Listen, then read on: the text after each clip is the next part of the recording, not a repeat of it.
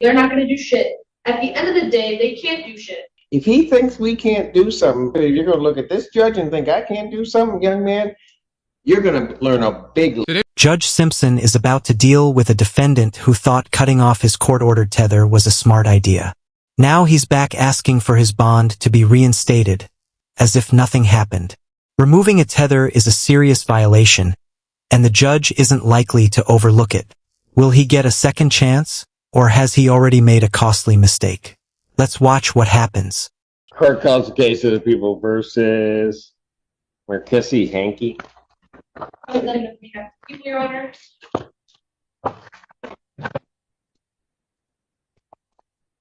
Good afternoon, Your Honor. Attorney Kevin Hassan, consent order.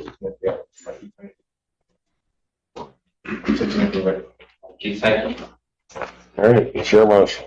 I did file a motion to state that previous PCC hearing, my client's bond vote from privileges from the jail suspended due to allegations that he cut off his tether and contacted the complainant.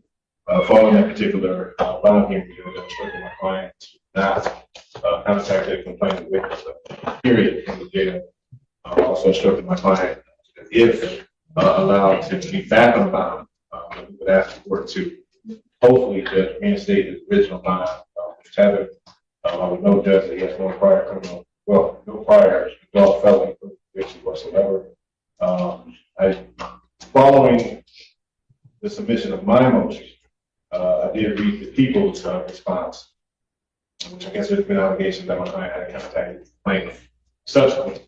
Now, I just found out today some transcripts. Obviously, people address this. Some of the language that was used during conversations, I don't have phone conversations myself, but I will admit that it seems that my client had contacted the complainant even after his bond. And so I say this, Judge, and again, I know it seems like my client is kind of throwing up his middle finger to the court.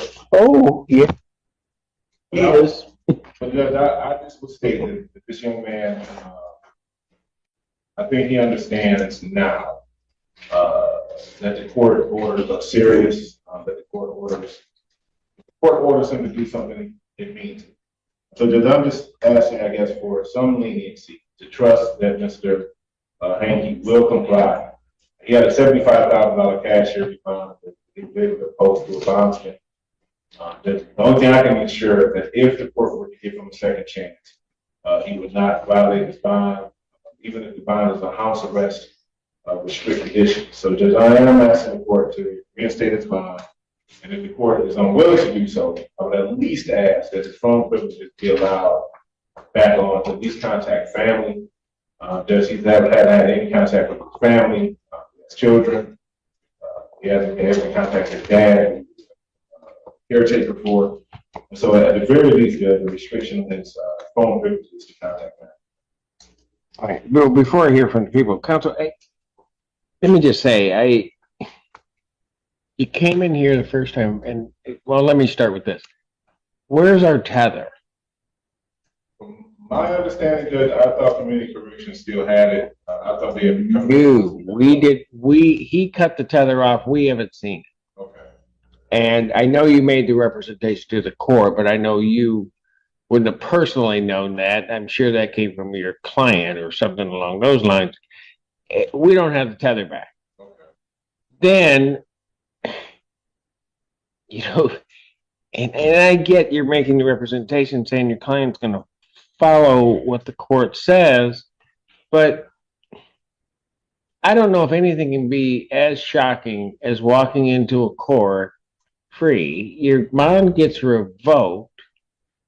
You get put in jail because of something that you've done, and then you still go about violating the court's order.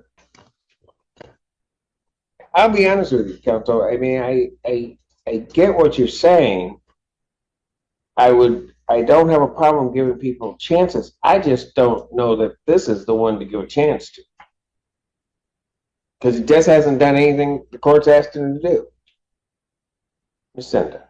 Your Honor, I will rely mostly on our motion. However, in listening to his jail calls, he has 45 total calls to one number after his privileges were revoked with different pins he's using. Then to the other number, we have 23 calls that were completed since his privileges were revoked with different pins. And in one of these calls as recently as Monday, there were a few memorable quotes that I heard in the calls, such as, "There's not shit in this world that's going to stop me from talking to you, man. Nothing in this world's stopping me from you.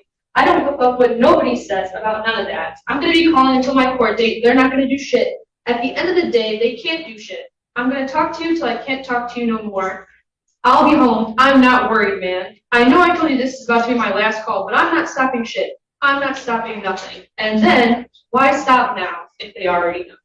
So I have extreme concerns that he cannot follow court orders, considering he cut off his tether, continued flagrantly calling the victim with other pins, both numbers, acknowledging in some of the calls that he should not be contacting her, and continue to contact her.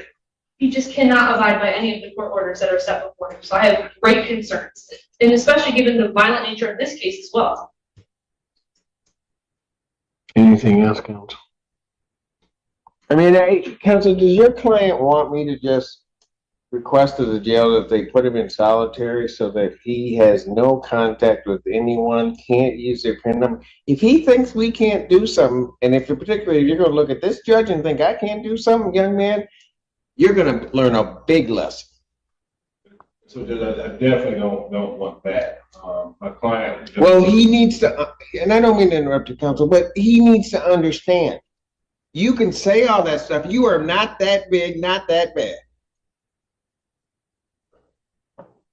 Now, if you want to play with me, this is the kids say, mess around and find out. I guess that's not the quote, but yeah, it's close, but I did pretty good. I said it okay, right now. All right. So just, if I may, just briefly, my client would like to. Go ahead. I want to apologize. I don't think I'm being bad at all. It's very about my child. I can't say that I'm not in here for nothing. You obviously think I am. Yeah. I just want to apologize. Like I said, I'm not being bad. I don't want to be here at all. I really don't. Truly. Again, please show mercy. Please. That's all that matters. I have no problem showing mercy to those that deserve it and have earned it. You have not. Motion for bond reduction or any change is denied. His bond will continue as revoked. Thank you, Judge. And for the record, this is also, from my understanding, the PCC. Yes, sir. Is all discovery complete? And I would ask if possible, if possible.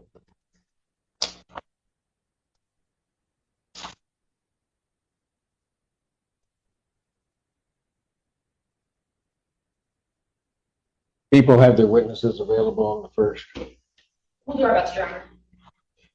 Preliminary examination in person will be set April 1st, 2025, 9 a.m. in person before Judge Perry.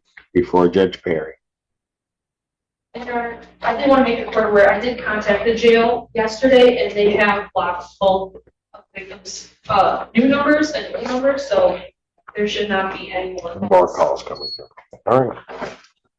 Thank you. Thank you very much, Judge. Thank you. I agree with Judge Simpson on this one.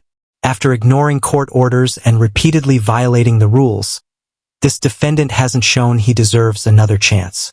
His apology feels more like an attempt to avoid consequences than genuine remorse. The judge made it clear that continued violations wouldn't be tolerated, and now he's facing the results of his own actions. Sometimes, warnings only matter when they're backed by real consequences. Thanks for watching.